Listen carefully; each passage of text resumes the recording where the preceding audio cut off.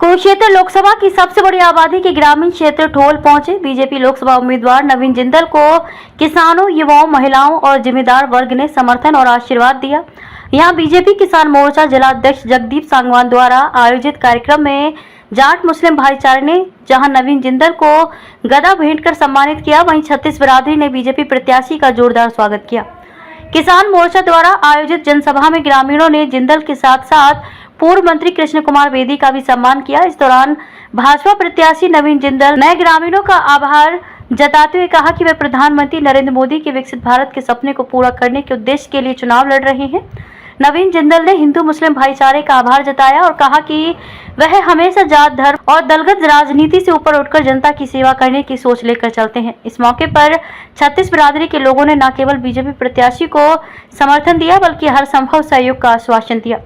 इस दौरान भारतीय जनता पार्टी वरिष्ठ नेता एवं पूर्व मंत्री कृष्ण कुमार बेदी ने केंद्र और प्रदेश सरकार की उपलब्धियां बताई। उन्होंने कहा कि भारतीय जनता पार्टी ने पर्ची खर्ची और भ्रष्टाचार को खत्म कर योग्यता के आधार पर गरीब लोगों को रोजगार दिया है।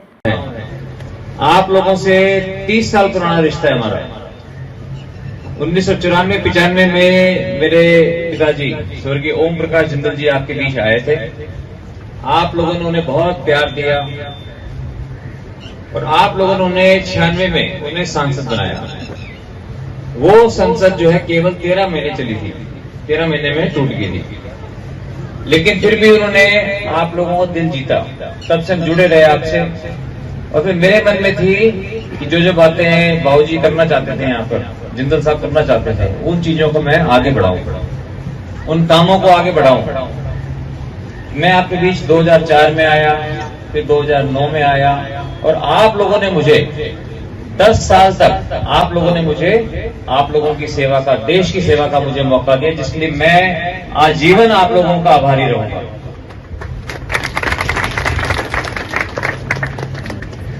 मैंने उन 10 सालों के अंदर आप में से बहुत से लोगों को मेरे साथ काम करने का मौका मिला। जब मैं सांसद था, मैंने बहुत सूझबूझ के साथ, बहुत ही योजना तहत प्लानिंग के साथ मैंने काम किया, गांव-गांव के अंदर काम किया।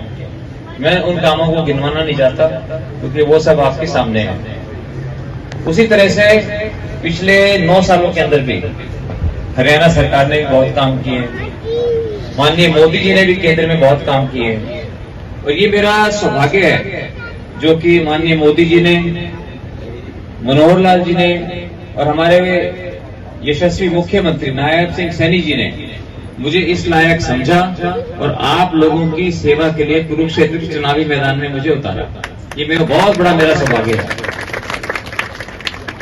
मेरे बहुत कुछ मन में है काम करने की, बहुत से मेरे सपने हैं कि मैं यहाँ पे ये करके दिखाऊं, वो करके दिखाऊं। मेरा हमेशा था कि मैं कुरुक्षेत्र संसदीय क्षेत्र को हिंदुस्तान के अंदर नंबर 1 पर लेकर के आऊं, हर मायने के ऊपर। और उन 10 सालों के अंदर बहुत मुझे अनुभव भी हुआ, और अभी भी पिछले 10 सालों के अंदर अनुभव हुआ है। कई मेरे को मिल जाते हैं, बोले जी थोड़ा जी कमजोर हो गए। मैं कमजोर नहीं हुआ, तगड़ा।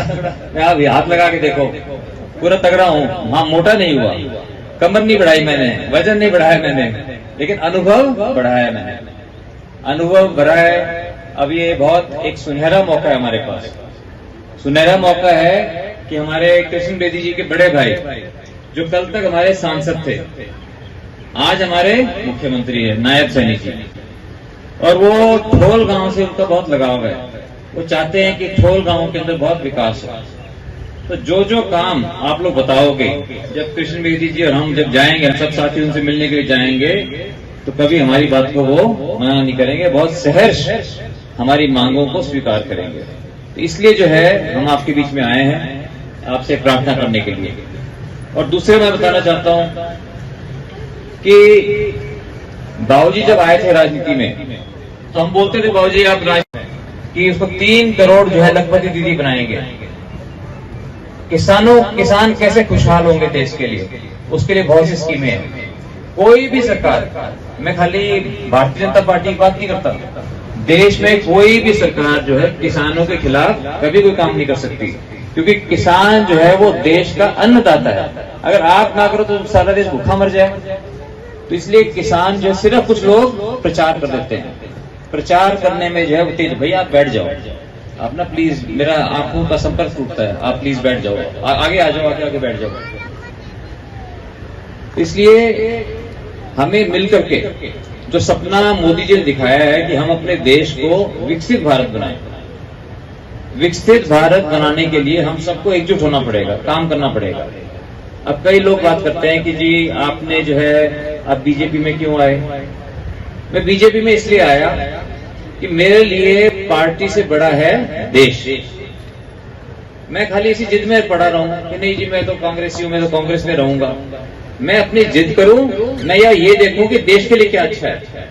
आज जो है मोदी जी ने हमें सपना दिखाया है विकसित भारत का, तो मैं मिलजुल करके, हम सारे साथी जो है मिलजुल करके आपके साथ कंधे से कंधा मिला करके मैं अपने सपनों का भारत बनाना चाहता हूं, विकसित राष्ट्र बनाना चाहता हूं, जिसमें हमारे बच्चों का, नौजवानों का भविष्य सुरक्षित हो। मैं बहुत कुछ कर सका अगर राजनीति के अंदर सब साथियों मिलकर अगर विकास कर सका, यहाँ पे लोगों का जीवन स्तर बेहतर कर सका, जिसको बोलते हैं क्वालिटी ऑफ लाइफ, अगर उसको बेहतर कर सका, तभी मुझे लगेगा कि मेरा राजनीति में आना सार्थक हुआ। जो डोंकी करके हमारे बहुत से हमारे नौजवान साथी डोंकी करके जो है वो विदेश जाते हैं, 40-50 50 लाख रुपए दे करके, तकलीफ पा करके जाते हैं।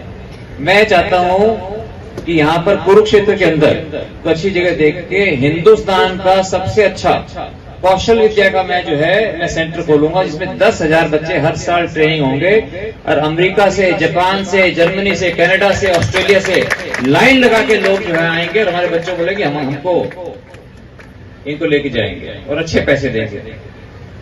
तो मेरे मन में बहुत सपने हैं। तो मेरी आपसे आग्रह है, अगर हम चाहते हैं कि नवीन जिंदल जैसे लोग राजनीति में आए, आज कोई हिंदुस्तान के इतिहास के अंदर आज कोई भी बड़ा उद्योगपति कभी कोई राजनीति में चुनाव लड़के नहीं आया, तो कभी कोई टाटा, बिरला, अडानी, अंबानी कोई चुनाव लड़के आया है कोई?